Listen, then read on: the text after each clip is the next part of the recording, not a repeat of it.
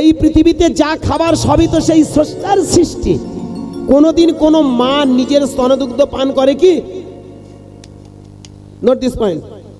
কোনোদিন কোনো মা তার নিজের স্তনদুগ্ধ খায় কি? বাচ্চাকে খাইয়ে আনন্দ পায়। বাচ্চা যখন সুখে থাকে তখন সে আনন্দ পায়, কি বলুন? ঠিক তেমন যাকে স্রষ্টা বলছি, যাকে ভগবান বলছি, তাকে আবার আমরা খাবার দেব। সে বিশ্ব ব্রহ্মাণ্ডটাকে গুছিয়ে সাজিয়ে রেখেছে, কি বাবা? অনেকে বলে না দিয়াটা চুরি করে খাওয়া হয়। আমি বলবো চুরি করে খাচ্ছ কই? সবই তো তার সৃষ্টি, কি তাই না? এটা আমাদের মাথায় ঢোকেনি। তাই পা দুটো জড়িয়ে ধরে অনুনয় বিনয় করে বলবো, আমার বাবা মায়েরা ভালো করে ভেবে দেখবেন, দেবতারা কোনোদিন ঘুরে তাকায় না। তুমি যেমন খাবার নিয়ে যাবে তেমন খাবার তোমার ফিরিয়ে দেবে, কি দেবে না? তাহলে অনেকে বলতে পারেন, বাবা এই যে 7 রকম 8 রকম 10 রকম খাবার নিয়ে ঠাকুর ঘরে দেওয়া হচ্ছে, কি হচ্ছে? এই যে 7-8 রকম খাবার তৈরি করে ঠাকুর ঘরে দেওয়া হচ্ছে, কি হবে? ভালো করে ঠান্ডা মাথায় ভেবে দেখবেন। আপনি যদি ঘরে রান্না করে নিজেরা ভাগ করে খাবেন তো, কিন্তু কোন দেবদেবতার কাছে গেলে আপনি যখন বিভিন্ন খাবার নিয়ে সেখানে দেবেন, ওই দেবতা শিখিয়ে দেয়, ওই দেবতা তোমাকে এই নির্দেশ করছে, আমার কাছে নিয়ে এসেছো মানে আর তুমি তোমার ঘর সংসারটা শুধু দেখবে না, তোমার এই খাবারটা এই সমাজে প্রত্যেকটা মানুষকে তোমার সংসার মনে করো। এই সংসারে এই সমাজের প্রত্যেকটা মানুষকে তোমার সংসারের সদস্য মনে করো এবং তাদের হাতে খাবার তুলে দাও, কি বাবা? আপনি মন্দিরে একটা পুজো দিলেন, একটা মালসা দিলেন, বলুন মালসাটা নিয়ে আপনি একা খাবেন কি? প্রশ্ন।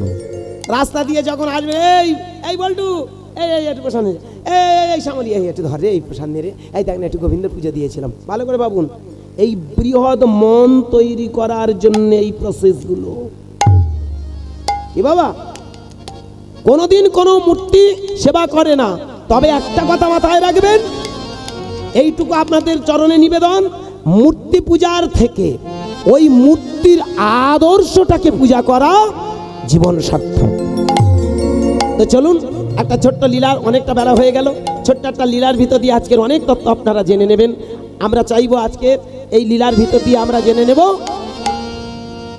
আমরা যদি মন প্রাণ দিয়ে তাকে ডাকি তাহলে তিনি করুণা করেন, আর সেই মন প্রাণ দিয়ে যদি সমাজকে ভালোবাসা যায় তাহলে আমাদের জীবন সার্থক। অর্থাৎ আজকের আমার ছোট্ট একটা লীলা হবে, লীলার নাম রণক্ষেত্রে জগন্নাথ। ভালো করে ভেবে দেখবেন, লীলাটার প্রথমেই শুনলাম কি আছে? রণক্ষেত্রে জগন্নাথ। ভালো করে ভেবে দেখবেন ভক্তমণ্ডলী, বাবা মায়েরা, জগন্নাথ কথাটা কেন বলা হয়? আমার নাদ নয়, আপনার নাদ নয়, আমার ঠাকুর নয়, আপনার ঠাকুর নয়, বিশ্বের ঠাকুর, জগতের নাথ, তার নাম জগন্নাথ। চলুন লীলার ভিতর দিয়ে আস্তে আস্তে আমরা অনেক আস্বাদন করব। এবং শুধু তাই নয়, 500 বছর আগে নিমাই চাঁদ বললেন, যদি তোমরা অনর্গল হরিনাম করো তাহলে তোমাদের চোখ ফুটে যাবে, এই পৃথিবীতে কে যে জগন্নাথ সেটাই জানতে পারবে। দেখি একবার সবাই মিলে একটু হরিনাম হয়ে যাক আস্তে। আমি অনুরোধ করবো আপনারা একটু লীলাটা মন দিয়ে শুনবেন। 500 বছর আগে নিমাই চাঁদ আমার 3টে কাজের জন্য এলেন, ধর্ম রক্ষা, অধর্ম দূরীভূত, আর ভক্তের অবমাননা থেকে সাধুকে রক্ষা করা। 3টে তিথির সমন্বয়ে এলেন, ফাল্গুন মাস, পূর্ব ফল্গুনী, ফল্গুনী নক্ষত্র। 3টে ঋণ শোধ করার জন্য এলেন, কইছানো তুয়া প্রেমা, কইছানো মধুরিমা, কইছানো প্রেমা তুয়া ভোগ, এ 3 বাঞ্ছিত ধন ব্রজেনা হইল পূরণ, ভাবিয়া না পাইল। আর 3টে চোখ তৈরি করে দেওয়ার জন্য।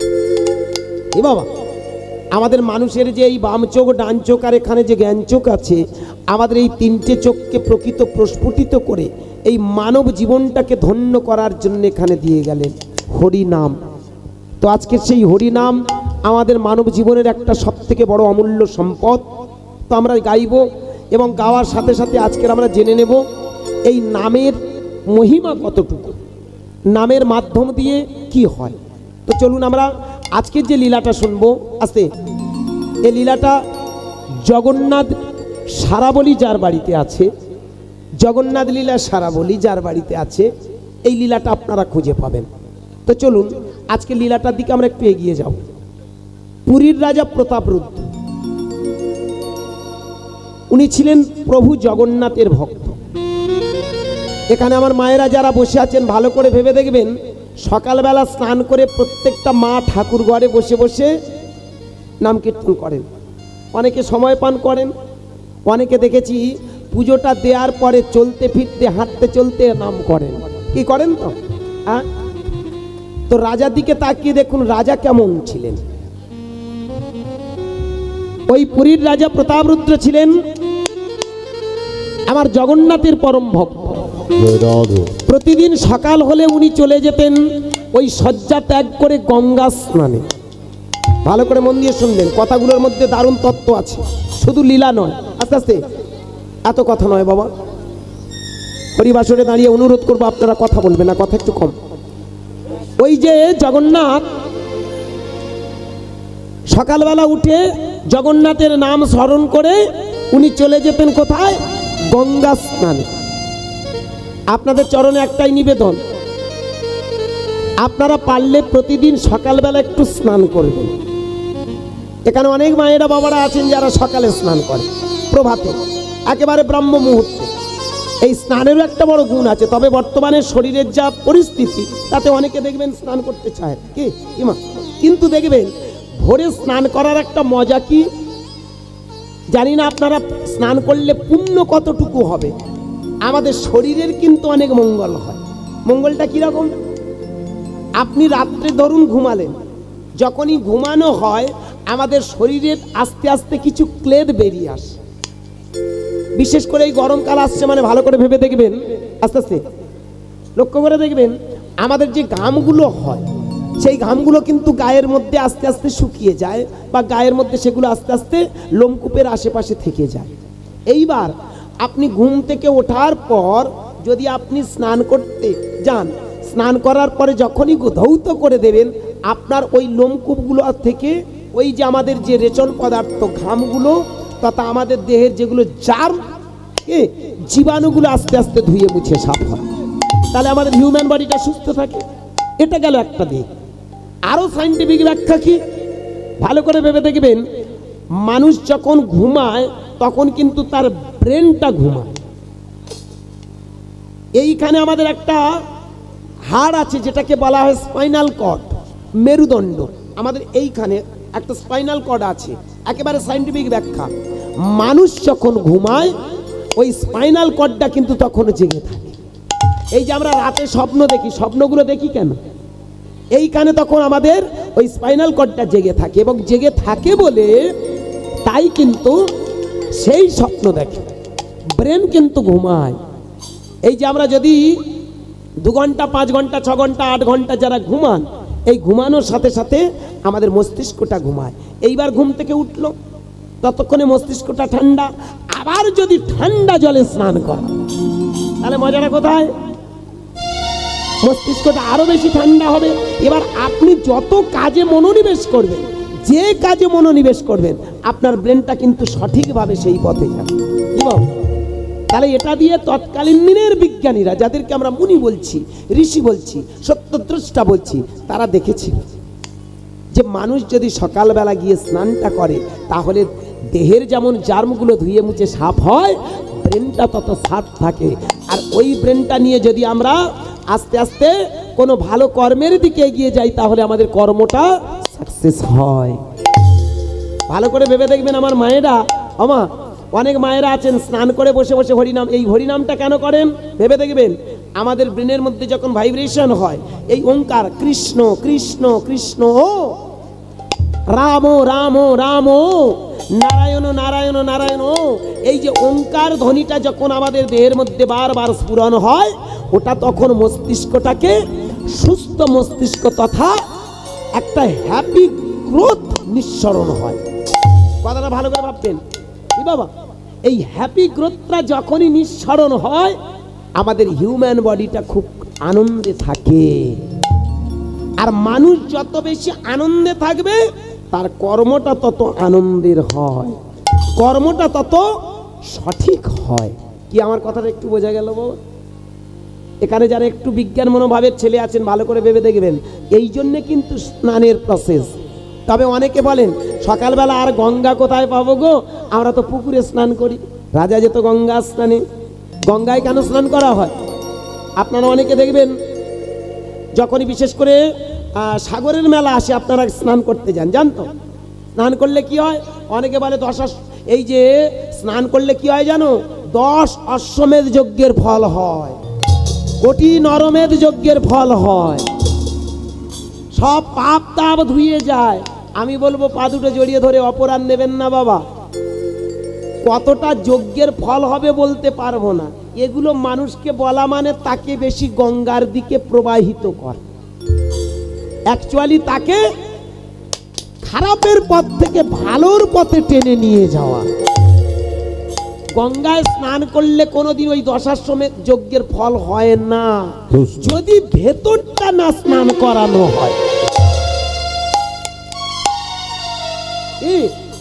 অঙ্গার শতধৌতে না মলিনত্ব নমুঞ্ছতে, তব কয়লা কি ময়লা ছোট আগ করো প্রবেশ।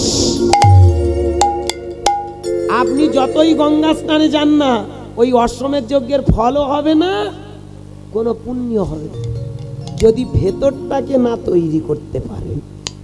শুধু আপনি ছুটে ছুটে গঙ্গা স্নানে যাবেন, খুব হচ্ছে। এই কদিন আগে দেখি সব ভৈমী একাদশীতে আমাদের পাড়ার মায়েরা যারা বিশেষ করে 60, 65, 70, ওরা বলে কি করব গুরুদাস, হাত তো আমরা হাঁটতে পারি না, পায়ে শুধু বাত। বলো না মা, যে হারে মাংস খাচ্ছি বাত ধরবে না? না, বলা ভুল হচ্ছে। হ্যাঁ, বলো না মা, যে খাবারগুলো খাচ্ছি একটু বাত বেশি হচ্ছে, তাই না? ইদানিং এই বাতের জ্বালায় দাঁড়াতে পারি না, বলুন না। এই বয়সে মাগো কি বলবো, এখন ভালো করে কোমরে মুড়তে পারি না, তবে মাংস বেশি খাই না মা, মিথ্যে কথা নয়, করি বল। কিন্তু কি হয় জানি না, বেশি টাকার লোভে হয়তো বাত ধরতেছে, বলুন না। এই দাঁড়িয়ে দাঁড়িয়ে 4 ঘন্টা 5 ঘন্টা চারটিখানি গল্প, বাত ধরবে না? তো যা পারে হয় হোক, তো টাকা আছে যখন খানিকটা একটু উপশম হবে, কিন্তু টাকায় বাত সারবে না, জেনে নিয়েছি। যাক, ভক্তমণ্ডলী বাবা মায়েরা, সেই বুড়িটা বলছে, বুড়ি গোটা কজনা বলছে, জানিস গুরুদাস, আমাদের বাতের জ্বালায় আমরা আর কোথায় ওই গঙ্গায় যেতে পারি না। পাশে দেখি একটা খাল আছে, সেই খালে টুকটুক করে ডুবে দেখি না বাড়ি এসে ভৈমী একাদশীর ব্রত করি। আমি বলি কি ব্যাপার হলো, তোমরা গঙ্গায় গেলে না টুকটুক করে এখানে ডুবলে? বলে ওই তো গঙ্গায় স্নান। তা আমি বললাম, তা গঙ্গায় তুমি স্নান করতে গেলে না, খালে চান করলে, তা তোমার পুকুরে স্নান করতে অসুবিধে কোথায়? কি তুমি জানো কি তোমার পুকুরে 7 সমুদ্রের জল আছে? বলে দূর, ওটা কি হয় রে? কেন পুকুরে 7 সমুদ্রের জল থাকবে না বলুন? হ্যাঁ, খালে গঙ্গার জল আসে। ঠিক কথা, ভালো কথা। খালে যদি গঙ্গার জল আসে, গঙ্গা পবিত্র। আচ্ছা বলো, তোমার গরমকালে যখন এই বাষ্পগুলো হয়ে ওপরে উঠে চলে যাচ্ছে তো জল বাষ্প হয় জানেন তো? উনুন সালে একবার 1 মুঠো খড় নিয়ে আর একটা কড়াতে খানিকটা জল দিয়ে দেখবেন একটু ফুটিয়ে দেবেন, দেখবেন ঝরঝর করে মাল উড়ে চলে যাবে না? ও কোথায় যাচ্ছে? আকাশে উড়ে চলে যাচ্ছে, তাই না? আচ্ছা বলুন তো, যখন গরমকাল হয় তখন সব সমুদ্র, সব তীর্থের জলগুলো সব গরম হয়ে ওপরে বাষ্প হয়ে উড়ে যায় না? যায় তো, গিয়ে মিশে যায় কোথায় বলুন তো? আকাশে, তাই তো? আকাশে যখন মিশে যায়, বর্ষাকালে কি শুধুমাত্র নদী নালাতে পড়ে? আপনার পুকুরে পড়ে না? পড়ে তো। তাহলে পুকুরের জলটা কি করে 7 সমুদ্রের জল হয় না? আমরা মনে মনে হওয়াতে পারিনি গো, কি বলুন? আমরা কোনো কালে মনে মনে হওয়াতে পারিনি। আমাদের একটা ব্যায়াম আছে, কি জানেন? পুকুরের জল পুকুরের জল, গঙ্গার জল গঙ্গার জল। কি বোঝানো হয়? এই ব্যায়ামের জন্য আমরা কোনো কালে আমরা মনের মাঝখানে দোষ কোথায় জানেন? আমরা মনটাকে বৃহতের দিকে কোনোদিন ভাবতে শিখিনি। আমাদের পাড়ায় একদিন জানেন, এই ভৈমী একাদশীর কথা বলি, তার ঠিক 2 দিন পরে দেখি চিড়ে নিয়ে ঝগড়া বেঁধে গেছে। চিড়ে নিয়ে, মানে ব্যাপারটা কি জানেন? আমাদের বাড়ির কাছে একটা দোকান আছে। এখন বুড়ি কি করেছে, সেই সকালবেলা একটু চিড়ের প্রসাদ ঠাকুর ঘরে দেয়, জানো? ঠাকুর ঘরে দেয়। সেদিন চিড়ের প্রসাদ আর দেয়নি। বুড়ি বলে দেখি বরং একটু চিড়ে এনে ভিজিয়ে খাই। প্রতিদিন চিড়ের প্রসাদ খায়। বুড়ি আজকের চিড়ে কি করেছে, দোকান থেকে কিনে এনে মানে ভিজিয়েছে। ওমা, ভিজিয়ে যেই মুখে দিয়ে দেখে তিতো। কারণ দোকানদার যারা সবসময় চাইবে কম পয়সা একটু কি ভালো তেতো মতো মাল এনে বিক্রি করে 2 পয়সা আসবে না। বলা ভুল হচ্ছে, দোকানদার থাকলে আমার উপর কষ্ট পাবেন না, কি বলুন? হ্যাঁ, বলুন না, এখন তিতো চিড়ে, ও মা ওই তিতো চিড়ে নিয়ে মাগো ওই বুড়ি ছুটেছে দোকানে গিয়ে সেই চিড়ে মুখের ধারে ঠেলে দিয়ে বলে, তুই কোন আক্কেলে এই চিড়ে আমার দিচ্ছিস? হ্যাঁ, এই মানুষ খায়। ভাগ্যিস আমার গোবিন্দের সেবা দিইনি, আমার গোবিন্দের কি আক্কেল হতো? হ্যাঁ, চিন্তার বিষয়। গোবিন্দ তেতো হয়ে যেত কি? বলুন না, গোবিন্দ তেতো হয়ে যেত না? আর গোবিন্দ তেতো হওয়া মানে সব তেতো হয়ে যাবে। হ্যাঁ, যাকে কি সর্বনাশটা করেছি, এই তেতো মানুষ খায়। ও মা গো, এইবার সে দোকানদার বলছে, দেখো একটা কথা বলি, তোমরা যেভাবে পয়সা দাও আমি সেইভাবে মালপত্র আনি, আমি কি চিড়ের ভেতর ঢুকবো? চিড়েটা তিতো হয়েছে, আমি কি করবো? ওই চিড়ে পাশের এক মা কিনে নিয়ে গেছে। মানে ও যে কিনে নিয়ে গেছে তার পরে এসে আর একজন মা কিনে নিয়ে সে এখন গোবিন্দ মন্দিরে দিয়েছে। কথাটা খুব ভালো তত্ত্ব লুকিয়ে আছে। একদম। সেই যে চিড়েটা নিয়ে গোবিন্দ মন্দিরে দিয়েছে, ও এখন চিড়ে নিয়ে ভিজিয়ে দোকানদারের সঙ্গে এক পোস্ত ঝগড়া হয়ে গেছে। কাপড় তো আর কাপড় ছিল না, কোমরে যতটা পারে হচ্ছে জড়িয়েছে। আর এবার যা মুখের ভাষা, তোর আক্কেল নেই, তোর জ্ঞান নেই, তুই এই টাকায় ছিঁড়ে কিনিস, লোকের এরম বাঁশ দিস, তোর ঠাই হয়ে যাবি, দেখবি তুই কি হয়। হ্যাঁ গো মা, যেরকম হ্যাঁ গো মা, ঘন্টের মা, হরে কৃষ্ণ, ঘন্টের মা তো ঝগড়া করে বাড়ি ফিরেছে, আর বাড়ি ফেরার সময় ফটকের মার সঙ্গে দেয়। পাড়ায় যেগুলো নাম থাকে, ফটকের মা বলে, হ্যাঁ রে ঘন্টের মা তুই কোথায় গিয়েছিস? বলে, কোথায় আর যাবো রে, বলিস নি? কোন আক্কেলে না তুই চিড়ে দিবি, ভালো চিড়ে দিবি, তুই এইরকম কোন আক্কেলে এইসব খারাপ চিড়ে দিচ্ছিস? হ্যাঁ, খুব কষ্ট হচ্ছে, বিশ্বাস কর। আর গোবিন্দর ভাগ্যে দিই, ভাগ্যিস দিন। বলে, কার দোকানে? বলে, সে পরে বলবো, আমি বাড়ি যাচ্ছি। এই বলাটা খানিকটা খামতি থেকে গেল। তা উনি তখন ফটকের মা এসে বলছে, বলে, এই দেখ, তা যাকে ঝগড়া টগড়া করিনি, আমি একটু প্রসাদ করেছি, আমি একটু প্রসাদ তোকে দিই। ওমা তাড়াতাড়ি ঠাকুর ঘর থেকে প্রসাদটা বের করে নিয়ে এখন দিয়েছে। এইবার ঘন্টের মা খেয়ে বলে, পরানটা কি জুড়িয়ে গেল। চিন্তার বিষয়। একই দোকানের মাল, এ আগে এনেছে, ও পরে এনেছে। হ্যাঁ, ভক্তমণ্ডলী ভালো করে কথাটা ভাববেন, ও এনেছে আগে, ওই এনেছে একটু পরে। এইবার ও দিয়েছে মন্দিরে, এ ভিজিয়ে খাবে বলে লাইন করেছিল, এ আর মুখে দিতে পারেনি, ও একটু ঠাকুর ঘরে দিয়েছে, ঠাকুরের মুখে দিয়েছে। এইবার ওখান থেকে সেই চিড়েটা বের করে যখন দিয়েছে, খেয়ে বলে, পরাণ, আচ্ছা তুই কোথায় থেকে মালগুলো আনিস বলতো, এত সুন্দর, এত সুস্বাদু? আরে কার দোকানের চিড়ে? বলে, কেন? হ্যাঁ, ওই পাঁচুর মার দোকানে, সব পাঁচুর মার দোষ। ও তখন বলে, কেন? পাঁচুর মার দোকান থেকে তো আমি এনেছিলাম। হ্যাঁ, এর ভেতরে রাজনীতি চলছে, সিটিংবাজি চলছে।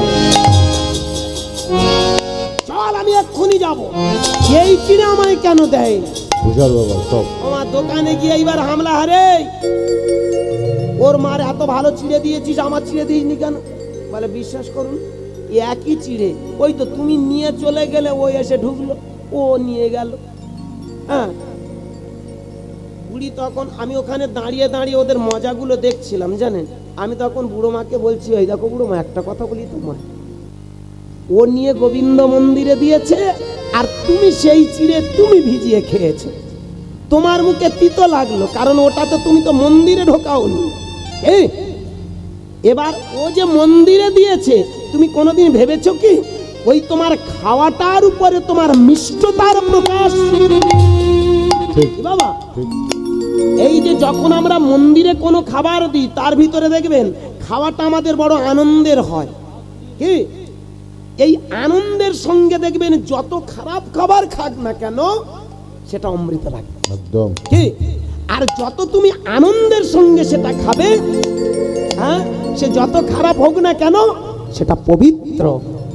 তুমি তোমার মনটাকে নিয়ে যদি তোমার পুকুরে স্নান করিয়ে মনে করো, আমি গঙ্গার জলে অবগাহন করলাম, কারণ যে গঙ্গা সারা পৃথিবী জুড়ে আছে, সেই গঙ্গার জলগুলো আকাশে চলে যায়, আর আকাশে যাওয়ার পরে সেই পবিত্র স্থান থেকে ঝরে পড়ে পবিত্র এই ভূমিতে। তোমার মনটাকে যদি সেই জায়গায় দাঁড় করাতে পারতে, তাহলে দেখতে ওই পুকুরের জল আর গঙ্গার জল এক। নিতাই গৌর হরি বল। বল হরি। এই কথাটা একটু বোঝা গেল? এই মাইন্ডটা আমরা চেঞ্জ করতে পারিনি আর পারবো না। আমা দেখি, আমি তো বারাসাতের কাছাকাছি ছেলে, আমার বাড়ি মগরাহাট, আমার police station Magrahat, sub division diamond Harbour, কিন্তু দক্ষিণ বারাসাত কলেজে আমি পড়াশোনা করেছি। হরে কৃষ্ণ, নিজের কথা বলছি, ক্ষমা প্রার্থী। আমার কাছাকাছি ওখানে মাধ্যমিক পাশ করি, তারপর আমি দক্ষিণ বারাসাত ধ্রুবচাঁদ হালদার কলেজে ওখানে পড়াশোনা করি। তখন ছিল প্রিন্সিপাল আমাদের শৈলেন হালদার মহাশয়, ওনার চরণে কোটি কোটি প্রণাম। তাছাড়া ওনার অনেক প্রফেসরের বাড়িতে আমি গান করি, যেমন একটা প্রফেসরের বাড়িতে আমি গান গাইতাম, এখন ওনার অসুস্থতার জন্য হরিবাসরটা চালান না। বারাসাত কলেজের প্রফেসর ছিল এন রয়, উনি ইংলিশের প্রফেসর, খুব ভালোবাসতেন। তো ওনার বাড়িতে গান বাজনাও করতাম। তো অপরাধ নেবেন না, আমি যখন ওই কলেজে যেতাম, মা আমার মাঝে মধ্যে, আমার মার কথা বলি, এর তার গল্প করে আমার নিজের ঘরের কথা, মা আমাকে মাঝে মধ্যে বলতো, এই একটা বোতলে গঙ্গা জল আনবি তো। তা আমি বলতাম মাকে, মা পুকুরের জলটা হবে না। সত্যি কথা যেটা, লক্ষ্য করে দেখবেন, মা পেটে ধরেছে বলে আমি একরকম, আমার মা আর একরকম। কি পেটে ধরেছে মানে এই নয় যে আমি, আমার মস্তিষ্কটা আমার মায়ের মস্তিষ্ক হবে। কি দশরথ ভগবান বলে, আহা, রামচন্দ্র ভগবান বলে দশরথ কিন্তু ভগবান নয়।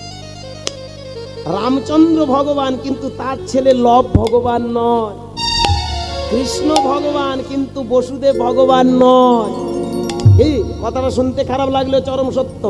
কৃষ্ণ ভগবান কিন্তু তার ছেলে শাম্ব ভগবান নয়। তা ভালো করে ভেবে দেখবেন, আমার মা আমায় পেটে ধরেছে, কিন্তু আমি মাকে মাঝে মধ্যে বোঝাই, ও মা, যত তুমি কুসংস্কারগুলো মাথার ভিতরে ঢোকাবে, তত দেখবে ক্ষতি হবে। তুমি বাড়িতে গঙ্গা জল করছো, পুকুর থেকে জলটুকু নিতে পারো না, বলে কেন, কি হবে, তুই জানা, স্কুলে যাচ্ছি, কলেজে যাচ্ছি, জানা, নিয়ে আয় না। তা আমি একটা জিনিস লক্ষ্য করি, বারাসাতে যখন আমি গঙ্গার কাছে যেতাম, আমি একটা জিনিস আজও চোখে পড়ে, এবং লক্ষ্যও করে দেখবেন আপনারা, ওই গঙ্গার তীরে যারা বাস করে, তারা দুবেলা কিন্তু ওই গঙ্গার জলে সাবান মাকে স্নান করে। একদম। বলুন, আমরা যাচ্ছি দুবেলা একবার স্নান করে পুণ্যের আশায়, আর যে দুবেলা ওই গঙ্গার বসে সাবান মাখছে, স্নান করছে, ওরা তাহলে কত পবিত্র? ওরা পবিত্র না অপবিত্র? এটা ভাববেন আপনাদের মস্তিষ্ক দিয়ে। দুবেলা গঙ্গায় সাবান মেখে স্নান করলে পবিত্র হয় না। এইখানে দাঁড়িয়ে, আস্তে, এইখানে দাঁড়িয়ে আমার হরে কৃষ্ণ হরে কৃষ্ণ, লক্ষ্য করে দেখবেন, এইখানে দাঁড়িয়ে একজন মহামানব সিদ্ধান্ত দিয়েছিল, অঙ্গার শতধৌতে নাম মলিনত্ব নমুঞ্ছতে, তপ কয়লা কি ময়লা ছোট আগ করো পরবে। রামচরিত মানস, তুলসীদাস কবিরাজ, তুলসীদাসজি লিখেছিলেন, অঙ্গার শতধৌতে ন, অঙ্গার মানে কি, কয়লা, শতধৌতে ন, হাজারবার ধুলেও পরিষ্কার হয় না। ও আপনি যত দামি সাবান, লাক্স সাবান, ডাব সাবান, লাইফ বয় সাবান, যত দামি দামি সাবান আছে সব ঘষুন, কয়লার ময়লা জীবনে যাবে না। যাবে কখন যাবে?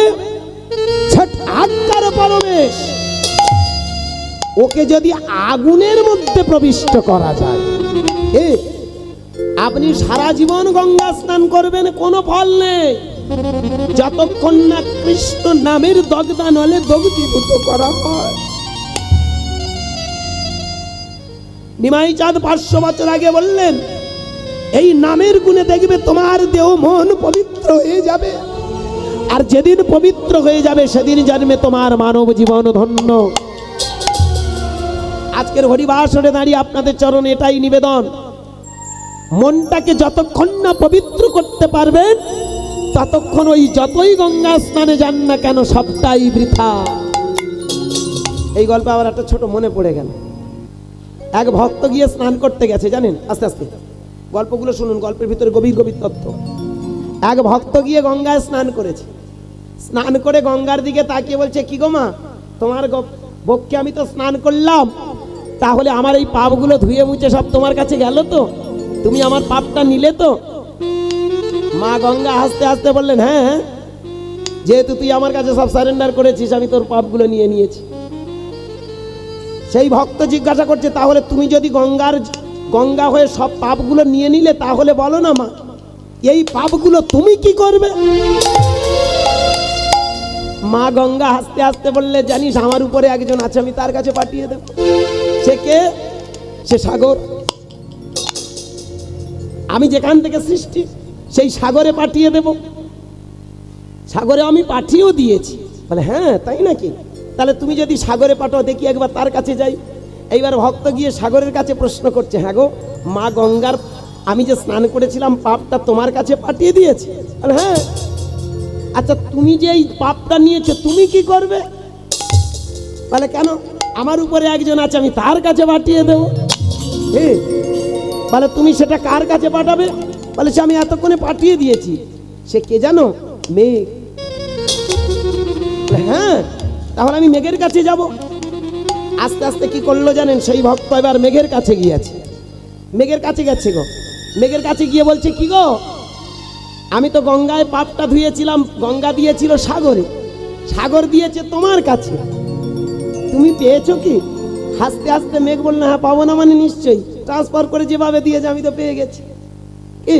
তাহলে পাপগুলো আমার কাছে আছে। হ্যাঁ গো, পাপটা নিয়ে তুমি কি করবে? বলে, যখন বর্ষাকাল আসবে আমি ঝরে তোমার মাথায় পড়বো।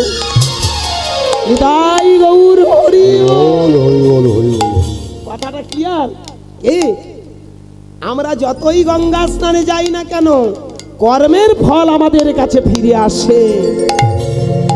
এই জন্যে মন পবিত্র না করতে পারলে সারা জীবন যতই তুমি গঙ্গা স্নানে যাও, যতই তুমি যা কিছু করো না কেন, সবটাই বৃথা হয়ে যায়। এই জন্য প্রথমে কি যাই, আমাদের মনটাকে পবিত্র করতে হয়। নিমাই চাঁদ তাই বললেন, বসে বসে গাও হরি নাম। তোমরা গাহো গাহো কৃষ্ণ নাম, মধুর নাম, হরি নাম। তোমরা গাহো গাহো কৃষ্ণ নাম, মধুর নাম, হরি নাম। গাহো গাহো কৃষ্ণ নাম, মধুর নাম, হরি নাম। গাহো গাহো কৃষ্ণ নাম, মধুর নাম, হরি নাম। পথ চলিতে আর বলিতে, আর পথ চলিতে আর বলিছে, পথ চলিতে আর বলিতে, পথ চলিছে আর বলিছে। গাহো গাহো কৃষ্ণ নাম, মধুর নাম, হরি নাম। গাহো গাহো কৃষ্ণ নাম, হরি নাম, হরি বল। বিশ্বাসে বিশ্বাসে সংকটে দুর্গমে, বিশ্বাসে বিশ্বাসে সংকটে দুর্লভে, বিশ্বাসে বিশ্বাসে সংকটে দুর্গমে, বিশ্বাসে বিশ্বাসে সংকটে দুর্লভে। গাহো গাহো কৃষ্ণ নাম, হরি বল, মধুর নাম, হরি বল, হরি নাম। গাহো গাহো কৃষ্ণ নাম, মধুর মধুর নাম। পথ চলিতে আর বলিতে নিতাই গৌর হরি কত হরি চলিছে আর বলিছে কত চলিছে আর বলিছে কত চলিছে আর বলিছে কত চলিছে আর বলিছে। জয় জয় চৈতন্য মহাপ্রভু জিউ কি জয়। ভগবান শ্রীকৃষ্ণ কি জয়। রাধা রানী কি জয়। শ্যাম সুন্দর কি জয়। মদন মোহন কি জয়। গিরিধারী লাল কি জয়। ভক্তবৃন্দ কি জয়। আপন আপন গুরু কি জয় মানে কি হয়েছে ওটা? না না ওদিকে তাকাবেন না, আমার দিকে তাকান। এটা এখানকার গল্প নয় তো, সেই পুরী ধামের গল্প হচ্ছে। কয়েকজন ভক্ত মিলে ওখানে মিটিং করে বলছে এমন রাজা দেখা যায়। আপনারা ওদিকে তাকাচ্ছেন। হরে কৃষ্ণ। বিষয়টা বোঝা গেল? কয়েকজন ভক্ত মিলে জানিয়ে দিল হ্যাঁ এমন রাজা দেখা যায় না। দেখো সকাল হলে চলে যায় গঙ্গা স্নানে, আর আপন মনে জগন্নাথের গান গাইতে গাইতে আসে, মুখে একটাই কথা বলে, জয় জগন্নাথ জয় জগন্নাথ জয় জগন্নাথ জয় জগন্নাথ জয় জগন্নাথ জয় জগন্নাথ। জয় জগন্নাথ জয় জগন্নাথ জয় জগন্নাথ জয় জগন্নাথ জগন্নাথ জয় জগন্নাথ জয় জগন্নাথ জয় জগন্নাথ জয় জগন্নাথ জয় জগন্নাথ জয় জগন্নাথ। জয় জগন্নাথ জয় জগন্নাথ জয় জগন্নাথ জয় জগন্নাথ জয় জগন্নাথ জগন্নাথ স্বামী নয়ন পাত স্বামী ভব তুমে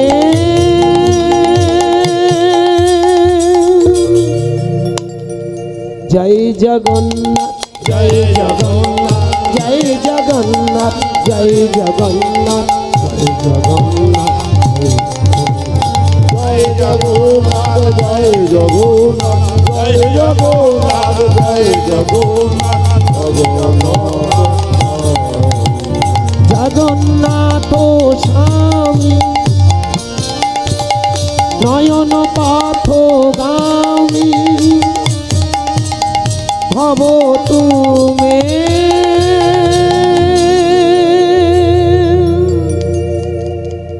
জয় জগন্নাথ জয় জগন্নাথ জয় জগন্নাথ জয় জগন্নাথ জয় জগন্নাথ জয় জগন্নাথ।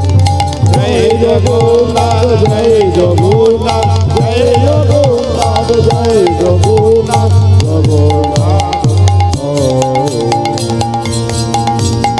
জয় জয় জগন্নাথ দেব কি জয় জয় জয় জগন্নাথ দেব কি জয় জয় জয় জগন্নাথ দেব কি। জয় প্রতিদিন সকাল হলে গঙ্গা স্নান সেরে জগন্নাথের মন্দিরে এসে জগন্নাথের পূজা করে চোখের জল ফেলতে ফেলতে একটাই কথা বলে, তুমি আমাকে রাজা করে দিয়েছ ভগবান, তুমি আশীর্বাদ করো আমি যেন সবাইকে সমান চোখে দেখতে পারি।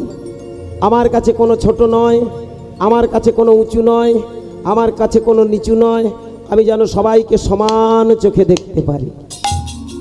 আগেকার রাজাদের এই চিন্তা ভাবনা ছিল কি, তাই না? আস্তে আস্তে তখনকার রাজারা সব সময় চাইতো আমার কাছে সবাই সমান। রামচন্দ্র তখনই শ্রেয় হয়েছিল সবার কাছে যে রাম সবাইকে সমান চোখে দেখেছে। এখনকার দিনে সেই আসন আছে, সেই রামচন্দ্র নেই। বলুন, আজকে তথাকথিত এই রাজনীতি আমার একটা কথার উত্তর দেবেন? আপনাদের পায়ে ধরে একটা অনুরোধ করব, সত্যি কি রাজনীতি ধর্মনীতি আলাদা? আপনারা তো শিক্ষিত মহল, আছে, আপনারা তো শিক্ষিত সমাজ। বর্তমান দিনে দেখবেন, আগেকার দিনে একটা মায়ের গর্ভে যে সন্তানগুলো জন্ম নিত অভাবের তাড়নায় দুটো ছেলে লেখাপড়া শিখতো না। যদি চারটে ছেলে থাকতো, হয়তো একটা ছেলে একটু খানিকটা এগিয়ে গেল, বাকিগুলো সব কি মা? আমার মায়ের কথা বলি, আমার মা বিএ পাস। ক্ষমা করবেন, ছোট করছি না, বিয়ে মানে বিএ পাস, হাত তোলো। বাবা 2 পাস। হ্যাঁ গো মা, এখন যে বেকার ভাতাটা পায় না, বেকার ভাতা বলা ভুল হবে, ক্ষমা করবেন, বার্ধক্য ভাতা পায়। মায়ের বয়স এখন 80, এবছরে 80-তে পা দিল। 80-তে পা দিয়েছে। বাবা মারা গেছে, বাবার বয়স হয়েছিল 82, আজ থেকে বছর 27 থেকে আগে বাবা মারা গেছে। মায়ের বর্তমান 80 বছর বয়স। মা পড়াশোনা জানে না, যেটুকু বার্ধক্য ভাতার টাকাটা পায় সেটুকু টিপ দিয়ে নিয়ে আসে। আমরা 3 ভাই, বর্তমানে ছিলাম 5 ভাই, সে অনেক গল্প জীবনের। এখন উপস্থিত 3 ভাই। যে ছেলেটা কিবোর্ড বাজাচ্ছে না, ওটা আমার নিজের বড়দার ছেলে, ও আমার নিজের ভাইপো, একই রক্তের রক্ত। আগে ওর বাবা আমার জায়গায় কাজ করতো, রিসেন্ট এখন এবছর হায়ার সেকেন্ডারি দিচ্ছে। তো পড়াশোনার সাথে সাথে আমি বলি চলো অন্তত একটু আমার সঙ্গে গান বাজনা করি। ওর বাবা ওই জায়গাটা বাজাতো, এখন ওই ছেলেটা আমার সঙ্গে কাজ করে। ওর বাবা এখন বড়। তারপর আমার মেজদা আছে, আমি ছোট। তো যে বাড়ির বাবা মা পড়াশোনা জানে না, সে বাড়ি আজকের MA BA পাস ছেলে। জানি না, এটা আমার বড় সৌভাগ্য। হ্যাঁ বাবা। আর সব থেকে বড় কথা, আমি এটুকু মনে করি আপনারা আমার অর্থ দিয়েছিলেন বলে তবে আমি গান বাজনা করতে পেরেছি, তবে আমার পড়াশোনা হয়েছে। আমি যখন ছোটবেলা আসতে বাবা আসতে ছোটবেলা থেকে হরিনামের পথে, তো আপনাদের রক্ত ঝরা পয়সাগুলো নিয়ে আমার আজকের এই গান বাজনা পড়াশোনা। এই জন্য আমি প্রত্যেকটা হরিবাসরে দাঁড়িয়ে বলি আপনারাই কিন্তু একাধারে আমার বাবা মা। আপনারা করুণা করেছিলেন বলে তবে কিন্তু আজকের এই একটু গান বাজনা শিখতে পেরেছি, গান বাজনা করতে পেরেছি, এই পড়াশোনাও শিখতে পেরেছি। যেটুকু আমার পড়াশোনা করে, দক্ষিণ বারাসাত কলেজ থেকে আমার পড়াশোনা ওখানেই। আমার প্রিয় সাবজেক্ট ছিল ফিলোসফি। আসতে তো লক্ষ্য করবেন ভক্তমণ্ডলী, এই যে পড়াশোনা প্রত্যেকটা ঘরে ঘরে, শুধু আমার ঘরে নয়, এমন অনেক মা আছেন যারা পড়াশোনা জানে না, কিন্তু ছেলেদেরকে MA BA পাস করেছে। কি বলুন? এখন প্রত্যেকটা ঘরের পড়াশোনা। এই শিক্ষিত সমাজের কাছে আমার একটাই কথা বলা, হ্যাঁ বাবা, আমরা লেখাপড়া শিখেছি, কিন্তু লেখাপড়া শেখার পরে দেখবেন অনেক জায়গায় আমাদের একটু সমস্যা। আমরা তথাকথিত কোনটা ধর্ম আর কোনটা রাজনীতি এখনো আমরা বুঝতে শিখিনি। মনে রাখবেন, রাজনীতি ধর্মনীতি কোনো আলাদা নীতি নয়। প্রশ্ন। এই যে আমরা রাজনীতি কথাটা ব্যবহার করি, রাজনীতি মানে কি? রাজার নীতি, রাজনীতি। তখনকার রাজারা যে নীতিগুলো ধরে সমাজটাকে সুস্থ রাখার চেষ্টা করেছিল, সেটার নাম রাজনীতি। আবার অপরদিকে যদি আপনি ঠান্ডা মাথায় ভাবেন, ধর্ম মানে কি? যা ধারণ করলে সমাজ টিকে থাকে, সংসার টিকে থাকবে, রাষ্ট্র টিকে থাকবে, তার নাম হলো ধর্ম। তাহলে রাজনীতির কাজ হলো সমাজ সংসার, নিজে ভালো থাকবো, সবাইকে ভালো রাখবো। ধর্মনীতি হলো ঠিক তেমন, নিজে ভালো থাকবো, অপরকে ভালো রাখবো। কি বাবু, ভালো করে ভাববেন। এতদিন আপনারা আলাদা আলাদা ভাবেন, ছোট করে খুব ঠান্ডা মাথায় যদি বিচার করা যায়, তবে রাজনীতি আর ধর্মনীতি আলাদা নয়। তখনকার রাজারা মন্দিরে বসে বসে একটা জিনিস করত, দেবতাদের কাছে প্রার্থনা করে বলতো, হে আশীর্বাদ করো, আমি যেন সবাইকে সমান চোখে দেখতে পাই। আর এখনকার দিনে ঠিক তার বিপরীত।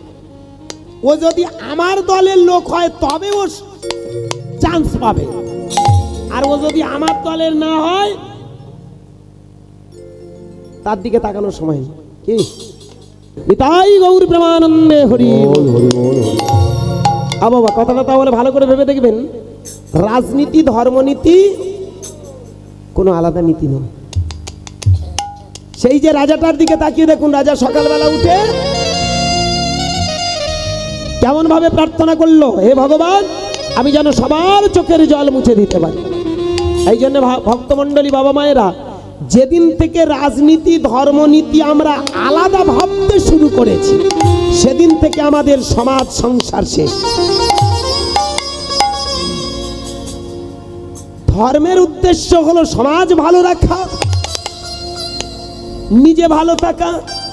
রাজনীতির উদ্দেশ্য হলো সমাজ ভালো থাকা, নিজে ভালো থাকা। রাজনীতি মানে খেয়েই নয়, রাজনীতি মানে লোকের বাঁশ দেওয়া নয়, রাজনীতি মানে নিজের আখর গুছানোর জন্য নয়। তথাকথিত আজকের দিনে এটা কিন্তু রাজনীতি নয়। আজকের হরিবাসরে দাঁড়িয়ে ভক্তমণ্ডলী বাবা মায়েরা, সেই দিন সেই যে রাজা আপন মনে বসে বসে ভগবানের কাছে হে জগন্নাথ, তুমি আমায় করুণা করো, কৃপা করো। জগন্নাথের কাছে বসে বসে গুণগান করে আমায়রা। এমনি করে যখন চোখের জল ফেলতে থাকে,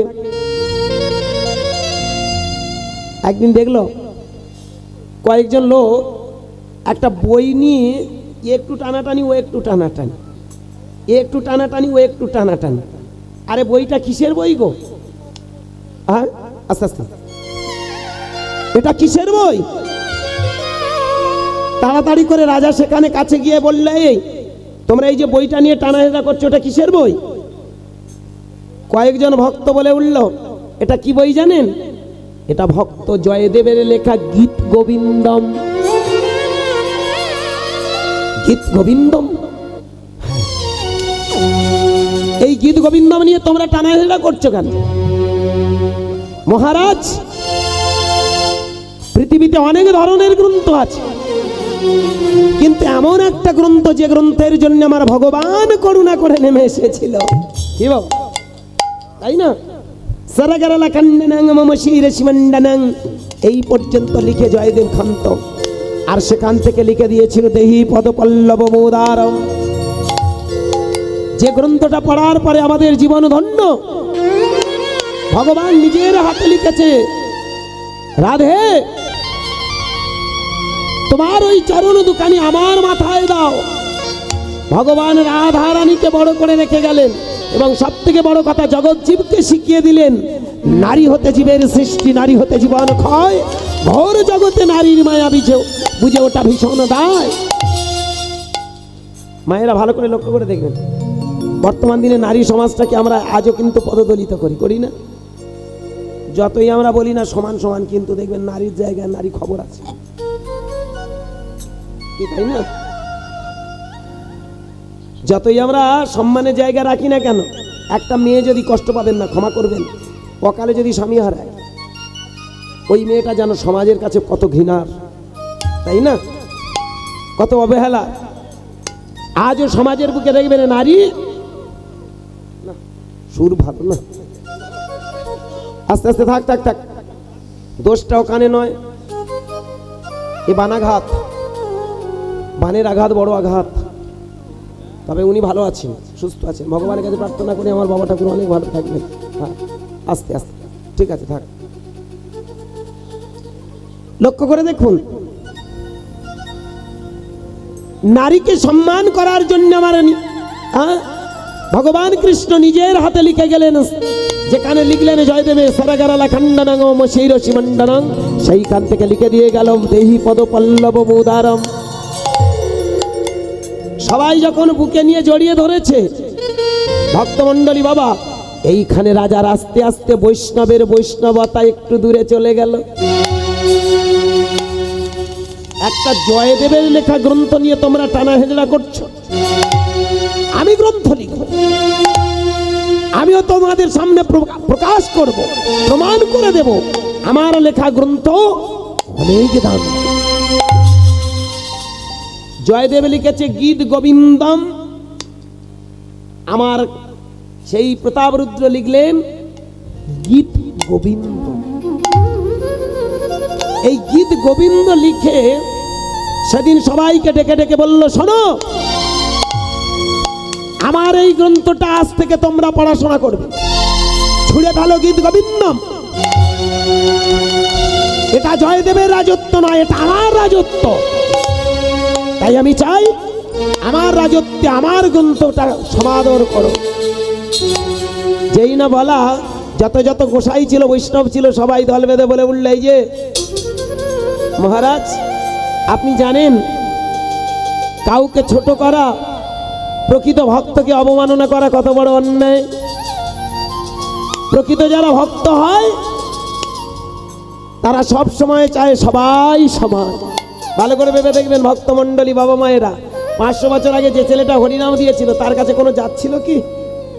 কি বাবা, হাড়ি মুচি মুতোবারাস কাওড়া করঙ্গা তিওর বাগদি পোত, তার কাছে কোনো জাত ছিল? সবাইকে একটা দামি কথা বলেছিল, তোমরা জানো না বলে জাত জাত করছো। একবার বাহুটা তোলো তো, তাহলে বুঝতে পারবে তোমরা কোন জাতের ছেলে। একটু ঠান্ডা হয় হোক, একটু হাতটা তুলুন দেখি সবাই মিলে। সবাই কোন দিকে তুলেছেন গো আমা? কোন দিকে উঠেছে হাতটা? উপরে। তাই না মা? উপরে তো বাবা, হাতটা আপনারা সবাই উপরে তুলেছেন তো? আচ্ছা, কোনোদিন আমরা ভেবে দেখেছি আমরা কোন জাত? আজও পর্যন্ত আমাদের একটা ব্যায়াম কোথায় জানেন? ভালো করে ভেবে দেখবেন। রাস্তা দিয়ে যদি যায়, যদি জিজ্ঞাসা করে তোমার ধর্ম কি, আমার ধর্ম হিন্দু সনাতন, কি বলি তো? আর যদি বলে তুমি কোন জাতের, তুমি গর্ব করে তখন বলো আমি হাড়ি, আমি মুচি, আমি মধ্যপরাস, আমি কাওড়া, করুঙ্গা, ইয়োর, বাগদি, ওদ, কি বলি না? আমার জাতি বলি না আমরা? যেমন আমি গর্ব করে বলি আমি পোদের ছেলে, মা কালীর দিব্যি, আমি পৌণ্ড ক্ষত্রিয়। যখন খাতায় কলমে লেখা হয় তখন আমরা কি লিখি? এসসি, শিডিউল কাস্ট, আর সঙ্গে পাশে লিখে দিই পৌণ্ড। হ্যাঁ বাবা, তাহলে এরকম লক্ষ্য করে দেখবেন, আমরা যখন খাতা কলমে লিখতে যাই সেখানে কি আমরা লিখি তো নাকি? ভালো করে ভাববেন। আমার একটা প্রশ্নের উত্তর দেবেন, সত্যি কি আমরা জাত আলাদা? আমার নিমাই চাঁদ এখানে দাঁড়িয়ে বললো তোমরা জানো না বলে তাই জাত জাত করে পাগল হচ্ছে। এই বাহুটা তোলা কেন জানো? আমার বাহু তোলা কেন হয় গো? বাহু কেন তোলা হয়? বাহু তুললে কি হয় গো? কীর্তন শুনে শুনে তো মুখস্থ হয়ে গেল। বাহু তুললে কি হয়? পাপ ক্ষয় হয়ে যায়, বলো? হ্যাঁ, আমার মা ঠাকুর বলেছে পাপ ক্ষয় হয়। ঠিক কথা, দোষটা আপনার নয় তো। প্রত্যেকটা হরিবাসরে যাবেন এই কথা সবাই বলবে না যে হরিনাম করো, পাপ ক্ষয় হয়ে যায়। আসলে আমাদের মতো সিটিং বাজরা ব্যবসা করার জন্য আপনাদের টুপি করাই। হ্যাঁ, হাত তুলে হরিনাম করলে কি হয় বলুন ভগবানকে?